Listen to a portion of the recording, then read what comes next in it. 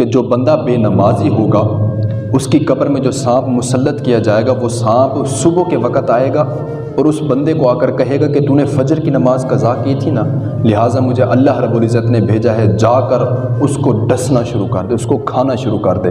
फिर वो सांप जो है ना, सुबह से लेकर दोपहर की नमाज तक, ज़ोहर की नमाज तक उस बेनमाजी को काटता रहेगा, उसको डसता रहेगा। फिर जिसने ज़ोहर की नमाज़ नहीं पढ़ी, फिर ज़ोहर से असर तक ऐसे करते कराते हर रोज़ वो सांप जो है ना उस बेनमाजी को तकलीफ़ देता रहेगा। वो भाई, कभी हमने ये सोचा है यार उस ज़िंदगी के बारे में जो दायमी है? ये तो आर्जी ज़िंदगी है जिसके लिए हम इतना कुछ इकट्ठा कर रहे हैं, तो वो दो में लगे हुए हैं, खालिक के कायनात को भूल चुके हैं हम।